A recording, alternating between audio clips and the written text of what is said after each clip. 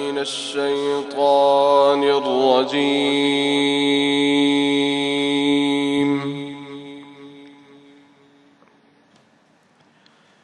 بسم الله الرحمن الرحيم.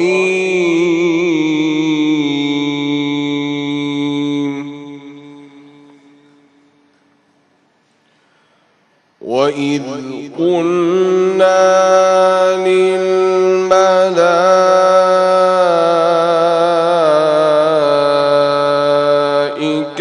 اسجدوا لآدم فسجدوا إلا إبليس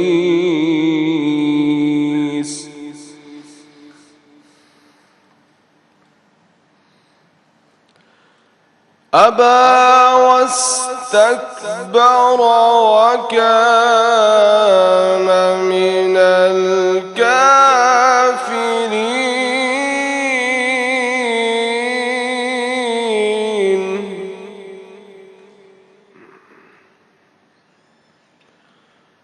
وإذ قلنا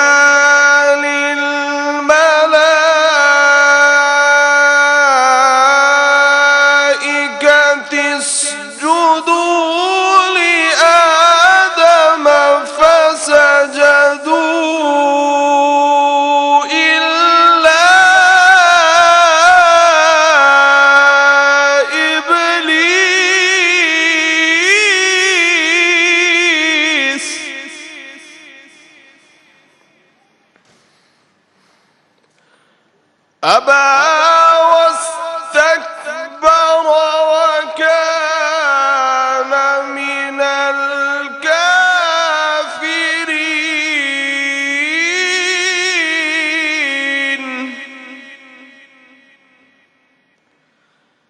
بسم الله الرحمن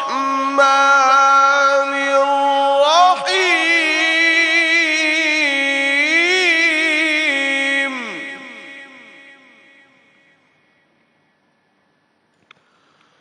وقال موسى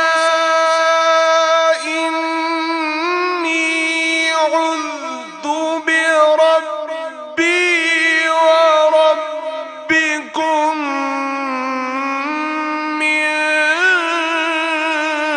كل متكبر.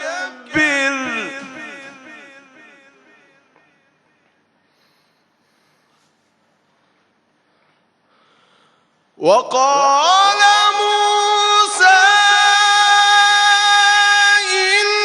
إني عذت بربي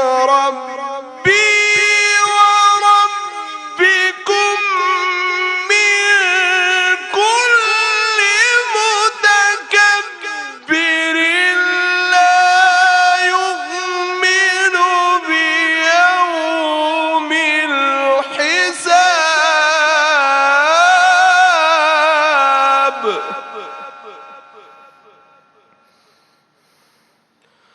وقال موسى إني عذت بربي وربكم من كل متكبر لا يؤمن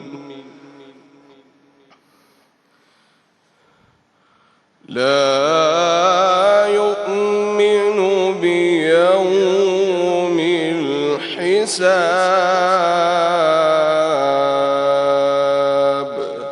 صدق الله العلي العظيم.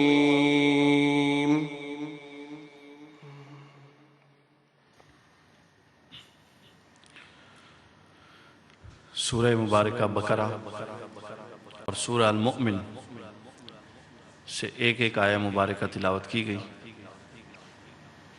ان دونوں آیات میں اللہ تعالیٰ کی طرف سے ہمیں ایک خاص پیغام دیا گیا ہے. وہ پیغام توجہ طلب ہے۔ ان دونوں آیات میں تکبر کو زیر بحث لایا گیا ہے، چونکہ تکبر ایک ایسی چیز ہے جو صرف اور صرف اللہ کی شان ہے اور اللہ ہی کے لائق ہے، اور جو بندہ اللہ کی بارگاہ میں یا اللہ کے بندوں کے ساتھ متکبرانہ انداز سے پیش آتا ہے وہ اللہ کی بارگاہ سے دھتکار دیا جاتا ہے۔ حضرت عیسیٰ علیہ السلام، امام ذہبی کتاب الکبائر میں لکھتے ہیں، حضرت عیسیٰ علیہ السلام اپنے ایک صحابی کے ساتھ کہیں سے گزر رہے تھے، جا رہے تھے، تو گزرگاہ میں ایک گھر آیا، اور وہ گھر ایک ایسے شخص کا تھا جو بنی اسرائیل میں وہاں معروف چور تھا، چوری کرتا تھا، ڈاکہ ڈالتا تھا۔ تو وہ چور اپنے گھر کے اندر کھڑا حضرت عیسیٰ علیہ السلام اور حضرت عیسیٰ کے جو ساتھی دوست ان کے ساتھ تھے، ان دونوں کو کھڑا دیکھ رہا تھا کہ وہ گزر رہی ہیں۔ جو ہی اس کی نگاہ حضرت عیسیٰ پر پڑی، اللہ نے اس کے دل میں توبہ کا خیال ڈال دیا۔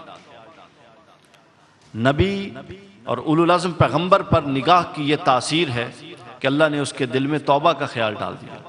بہت سارے واقعات ہمیں پڑھنے میں ملتے ہیں کہ اولیاء کرام کے چہرے انور پر نظر پڑی تو اللہ دل بدلنے کا خیال اس کے دل میں ڈال دیتا ہے، توبہ کا خیال۔ تو گویا اس کے دل میں بھی توبہ کا خیال ڈال دیا گیا۔ وہ گھر سے نکلا اور حضرت عیسیٰ اور آپ کے ساتھی کے پیچھے پیچھے چلنے لگا، ساتھ چلنے لگا۔ تھوڑی دیر بعد اس نے سوچا کہ یہ اولو العزم پیغمبر ہیں اللہ کے، ساتھ ان کا نیک صحابی ہے، اور میری کیا اوقات، میں چور ہوں، لوگوں کے خون بہاتا ہوں، ڈاکے ڈالتا ہوں، تو بھلا میں ان کے ساتھ چل سکتا ہوں؟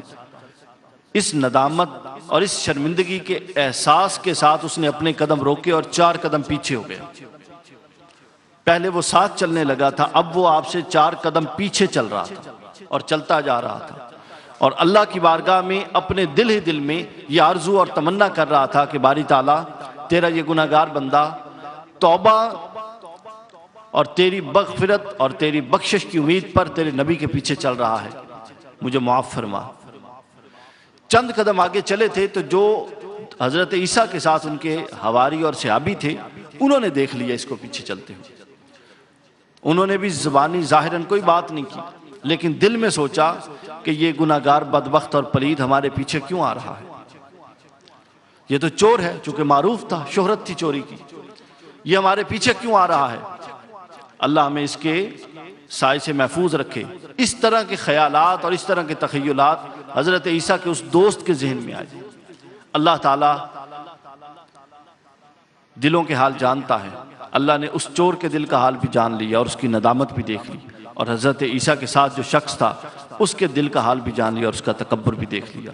حضرت عیسیٰ علیہ السلام پر وحی نازل ہو گئی، وہیں پر رستے میں ہی، اور فرمایا کہ اے عیسیٰ، اپنے جو تیرے ساتھ صحابی تیرا دوست ہے اس کو بھی کہو کہ سارے اعمال اس کے ختم ہو گئے، دوبارہ سے شروع کرے، اور جو چور تمہارے پیچھے آ رہا ہے اس کو بھی کہو کہ تمہارے سارے اعمال ختم ہو گئے، اچھے تھے یا برے، دھل گئے، بخشے گئے، دوبارہ سے شروع کرے۔ حضرت عیسیٰ علیہ السلام نے دونوں کو یہ بات بتائی اور پوچھا کہ کیا معاملہ ہوا کہ یہ وحی آئی؟ تو اس نے بتایا کہ میں توبہ کی نیت سے آپ کو دیکھ کر آپ کے پیچھے چل رہا تھا، اور میں یہ سوچ رہا تھا کہ میں تو کتنا گناہگار ہوں، میں تو ساتھ بھی نہیں چل سکتا، لہٰذا 4 قدم پیچھے ہو گیا۔ اور صحابی جو آپ کے ساتھ تھے انہوں نے بتایا کہ میں یہ سوچ رہا تھا کہ یہ گناہگار ہمارے پیچھے کیوں چل رہا ہے۔ گویا تکبر رائی برابر بھی فکر اور سوچ کے اندر آ جائے تو اللہ تعالیٰ نے اولو العزم پیغمبر کے ساتھی کے تمام اعمال غارت کر دی، اور دونوں کو کہا کہ اب یہاں سے اپنے اعمال شروع کریں۔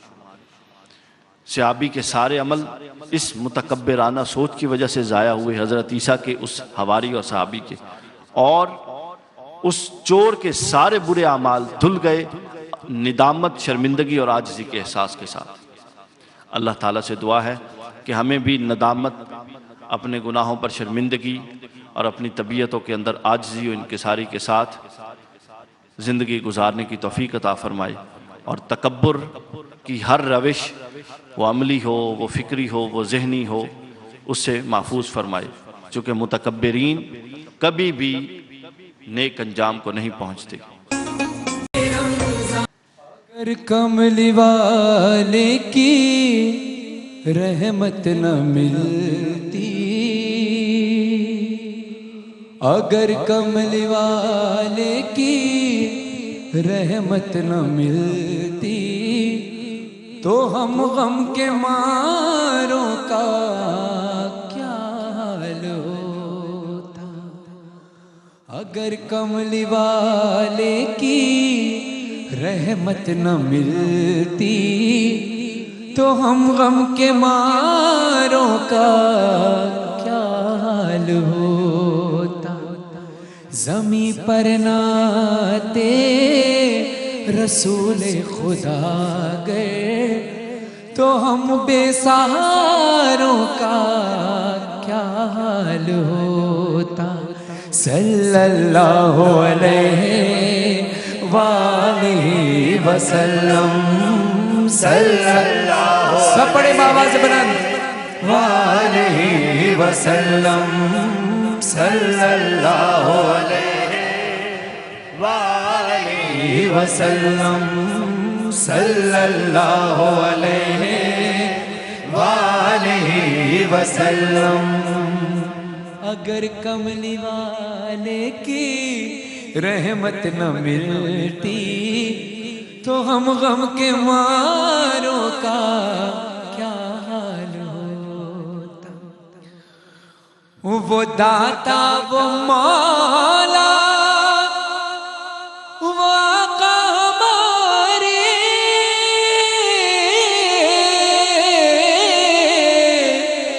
خدائی کے پیارے، خدا کے دلارے، خدائی کے پیارے، خدا کے دلارے، محمد جو دکھیوں کے حامی نہ ہوتے تو ہم بے سہاروں کا کیا حال ہوتا۔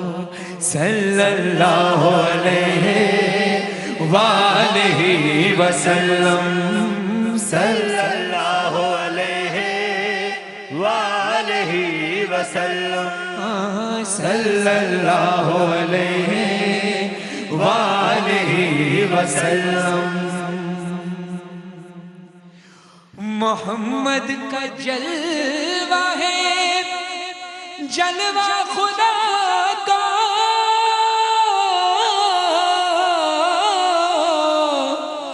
محمد کا پردہ ہے پردہ خدا کا، محمد کا پردہ ہے پردہ خدا کا۔ اگر آپ آ جاتے پردے سے باہر، اگر آپ آ جاتے پردے سے باہر تو ان چاند تاروں کا کیا حال ہوتا۔ اگر کملی والے کی رحمت نہ ملتی تو ہم غم کے ماروں کا کیا حال ہوتا۔ صلی اللہ علیہ وآلہ وسلم، صلی اللہ علیہ وآلہ وسلم۔ نواسے ہیں ان کے حسنین جیسے، علی فاطمہ بھی ہیں سب ساتھ کے، علی فاطمہ بھی ہیں سب ساتھ کے۔ محمد جو دکھیوں کے حامی نہ ہوتے، محمد جو دکھیوں کے حامی نہ ہوتے تو ہم غم کے ماروں کا کیا حال ہوتا۔ صلی اللہ علیہ وآلہ وسلم، صلی اللہ علیہ وآلہ وسلم، صلی اللہ علیہ वालैहि वसल्लम सल्लल्लाहु अलैहि वालैहि वसल्लम।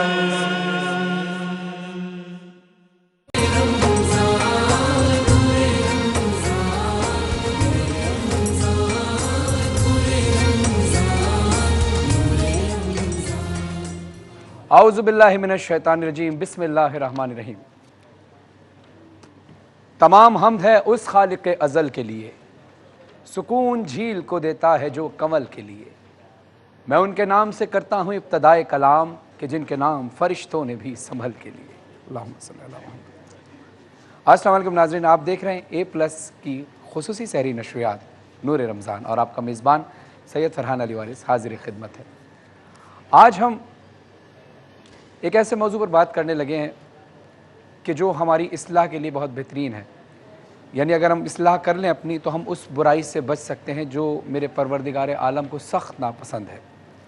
और हम ये जानेंगे सबसे पहले ये कि ये बुराई, ये ख़राबी हमारे अंदर कितनी है, क्योंकि किसी की इस्लाह करने से बेहतर है कि हम पहले ख़ुद अपनी इस्लाह करें, मैं ख़ुद अपनी इस्लाह करूँ। तो हम सब मिलकर अपने आप का तज़किया करेंगे कि आज के हमारे अंदर आया ये बुराई कितनी फ़ीसद मौजूद है कि जो मेरे रब्बे करीम को बहुत सख्त नापसंद है।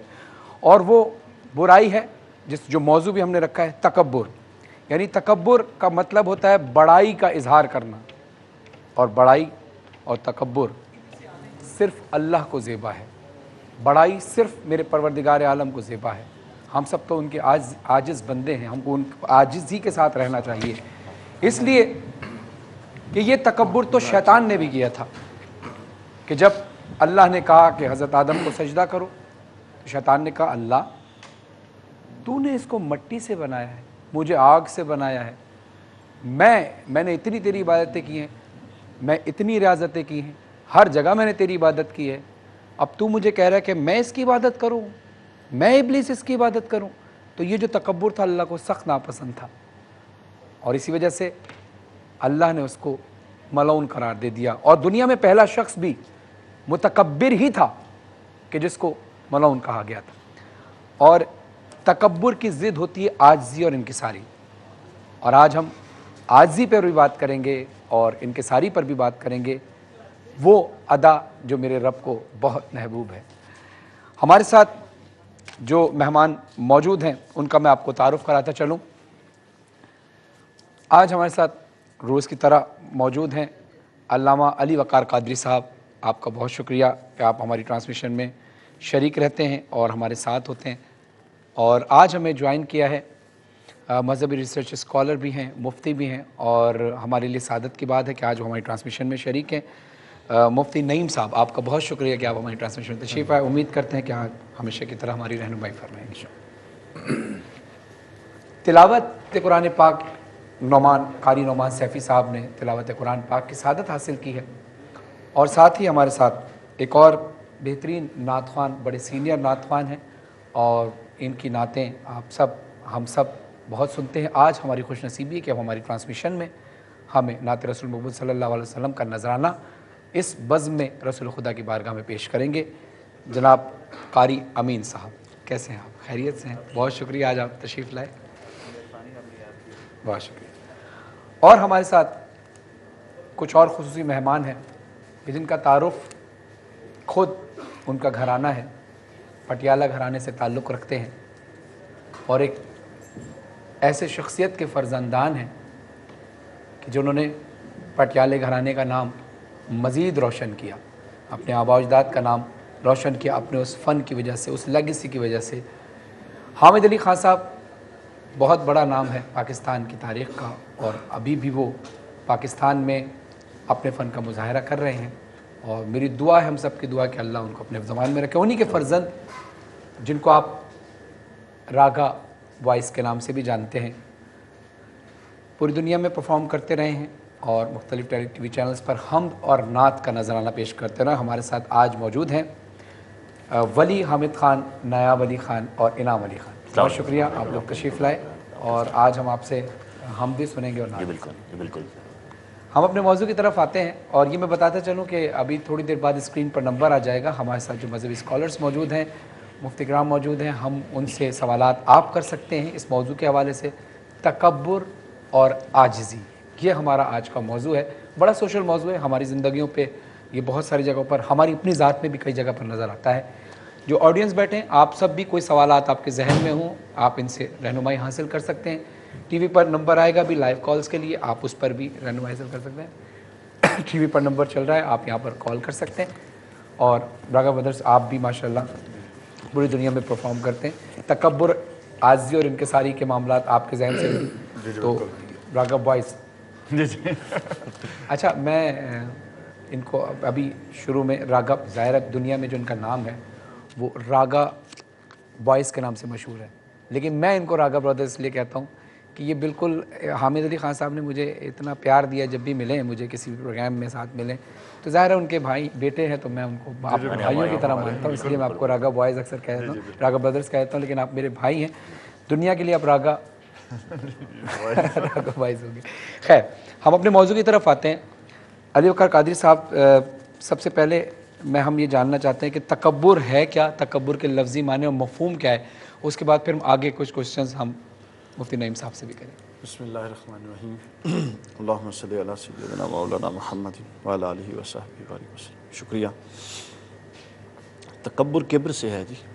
اچھا, جس کے اندر ایسی سوچ یا ایسا عمل یا ایسا کوئی ایکٹ یا ایسا کوئی تصور جس کے اندر بندے کا بندے کی نسبت یا بندے کا اللہ کی بارگاہ کی نسبت ہے, صحیح, اپنے تئیں ایک بڑائی کا ایسا تصور پایا جائے جس کے دوسرے پہلو میں اگر بندوں کی نسبت ہے تو حقارت کا تصور ہو, صحیح, اور اگر اللہ کی نسبت ہے تو محض بڑائی ہی اپنے اندر ہو, اس کو ہی تکبر کہیں گے. یعنی اب تکبر یہ ہوئی کہ اپنے آپ کو کسی بھی حوالے سے بڑا کہنا, بڑا سمجھنا یا بڑا شو کروانا, اور اس کے مد مقابل کسی دوسرے انسان کو اپنے سے کم تر, حقیر یا چھوٹا سمجھنا, ذہن میں رکھنا یا شو کروانا, یہ ساری چیزیں تکبر کے اس کے اندر آتی ہیں. اچھا مفتی نعیم صاحب, آپ سے بھی تاکہ انٹروڈکشن اس موضوع کا ہو جائے, عاجزی اور تکبر میں کیا نسبت ہے؟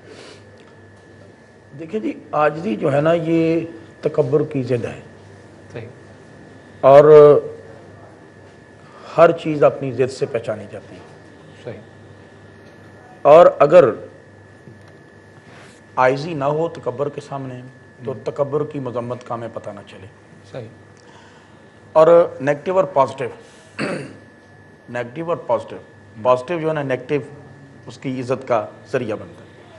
ایسے رات جو ہے نا وہ دن کی عزت کا اور دن رات کی عزت کا ذریعہ بنتا ہے. یہ اللہ تعالیٰ نے نسبتیں رکھی ہوئی ہیں. اور یاد رکھیے گا, جب آپ بیماری کا علاج کرتے ہیں نا تو آپ کو صحت کے حصول کا بھی پتہ ہونا چاہیے. بالکل, بیماری ہے تکبر اور صحت ہے عاجزی. جب آپ کما حقہ ہو اس کی روح میں کھبیں گے, اس کی روح میں جائیں گے, اس کی روح میں سوچیں گے, ایک اچھا معالج, ایک ماہر معالج اپنے تمام فن کو بروئے کار لاتے ہوئے اس کی میڈیسنز کو, اس کے سالز کو, اس کا ایکشن, ری ایکشن, ایکٹ, ری ایکٹ, ساری چیزوں کو مد نظر رکھتا ہے. اور یاد رکھیے گا جب بھی ہم پڑھتے ہیں نا تو اس کی ضد کو سب سے پہلے رکھا جاتا ہے. صحیح, اور یاد رکھیے کہ رسک جو پوائنٹس ہوتے ہیں نا, اگر وہ ہم زندگی میں مد نظر نہ رکھیں تو تباہی اور بربادی مقدر ہو جاتی ہے. بالکل. تو ایسے ہی جو عاجزی ہے یہ اصل میں اصل روح ہے اس کی, دین کی. اور جو تکبر ہے یہ کسی بھی معاملے کی بربادی کا ذریعہ اور پیش خیمہ ہوتا ہے. اور اصل جو مفہوم اور مقصود ہے, ہماری جو فطرت ہے نا, انسان کی فطرت, یہ میں ایک خوبصورت جملہ آپ کی نظر کرنا چاہوں گا. انسان کی جو فطرت ہے, بندے کی جو فطرت ہے, اصل نیچر جو ہماری ہے وہ عاجزی ہے. اللہ نے ہمیں عاجز بنایا ہوا ہے. صحیح, ہم جو مرضی کر لیں, ایک وقت, ایک لمحہ, ایک گھڑی ایسے آتی ہے صحیح, کہ ہم مانیں یا نہ مانیں وہ ہمیں ضرور عاجز کر کے رکھ دیں. واہ. اچھا علی وقار قادری صاحب, تکبر جو ہے انسان کی شخصیت میں کیا کیا خرابیاں پیدا کر دیتا ہے جو ہمیں نظر آتی ہیں, اور بعض اوقات ہمیں نظر نہیں آتی, دنیا کو نظر آ رہی ہوتی. جس طرح آپ نے اپنے انٹرو میں بھی کہا کہ دنیا میں پہلا جو گناہ ہوا تھا وہ تکبر ہی تھا. صحیح, یہ وہ واحد گناہ ہے, لوگ بڑے بڑے گناہ کرتے ہیں لیکن کبھی بھی کسی گناہ کے ساتھ یہ خدشہ وابستہ نہیں ہے کہ اس سے ایمان معاذ اللہ ضائع ہو جائے گا. صحیح, کوئی چوری کرتا ہے, کوئی چھوٹا بڑا گناہ کرتا ہے, اس کے ساتھ ایمان کے ضیاع کا کہیں بھی نہیں ہے. لیکن یہ ایک ایسا گناہ ہے جس کے ساتھ ایمان کے ضیاع کا بھی خطرہ وابستہ ہے. آپ پوچھیں گے وہ کیسے؟ میں آپ کو مثال دوں گا اس کی عزازیل ابلیس کی، کتنا مقرب تھا، کتنی عبادات کی، عرش کا کوئی چپا نہیں چھوڑا، لیکن جو تکبر تھا وہ محض گناہ ہی نہیں ہوا بلکہ اس کا وہ سارا کچھ کیے کرائے پر پانی بھی پھرا گیا، صحیح، اس کو قیامت تک کے لیے ملعون بھی تصور کروا گیا، ٹھیک ہے، اور ہر ایمان والے کے لیے، ایمان والے کی طرف سے جو پھول آنے چاہیے اس کی طرف لانتیں بھی آتی ہیں، وہ بھی کروا گیا۔ تکبر سے متعلق اللہ تعالیٰ کا رویہ بڑا سخت ہے، ٹھیک ہے، یعنی تکبر سمجھ لے کہ جس طرح شرک کے متعلق رویہ ہے نا قرآن میں، اسی طرح کا تکبر سے متعلق ہے۔ حضور صلی اللہ علیہ وسلم نے فرمایا کہ ایک شخص زمین پر تکبر سے اترا کر چل رہا تھا۔ اب تکبر سے چلنے کی بھی کئی صورتیں ہوتی ہیں۔ اب اگر کوئی ہمیں نظر آ رہا ہے متکبرانہ انداز میں چل رہا ہے تو ہمیں اپنے تئیں تصور نہیں کر لینا چاہیے وہ تکبر کی صورت میں اور تکبر کی ذہنیت سے چل رہا ہے کہ نہیں۔ ممکن ہے آپ کو لگ رہا ہو، اس کے ذہن میں، اس کے مطلب لاشعور میں تصور بھی نہ ہو کہ وہ کوئی ایسی بڑائی شو کرنا چاہ رہا ہے۔ پہلی بات تو یہ ہے کہ ہمیں دوسروں پر حکم لگانے سے ذرا اجتناب کرنا چاہیے، اگر بے شک ہمارے نزدیک وہ کوئی ایسا متکبرانہ عمل ہو، ممکن ہے اس کی نیت میں نہ ہو، تو اگر اس کی نیت میں نہیں ہے تو ہم محض کا ایک بہتان اپنے ذہن میں لائیں گے۔ تو حضور نے فرمایا ایک شخص زمین پر چل رہا تھا، اترا کر چل رہا تھا، اور اس کی نیت کیا تھی کہ میں اعلیٰ ہوں اور سب حقیر ہیں، تو اللہ نے اس کو زمین میں دھنسایا، اور ایسا دھنسایا کہ قیامت تک وہ زمین میں دھنسا ہی چلا جائے گا۔ واہ واہ، اور جو متکبرین جب قیامت کے دن آئیں گے تو ہر شخص اپنے اسی جسم کے ساتھ اٹھے گا، لیکن متکبرین اتنے، چونکہ یہاں بڑائی شو کرتے تھے، وہ میدان محشر میں اتنے چھوٹے کر دیے جائیں گے کہ عام لوگ جب چلیں گے تو یہ ان کے پیروں کے نیچے آئیں گے، ریت کے ذروں جیسے کرتے ہیں۔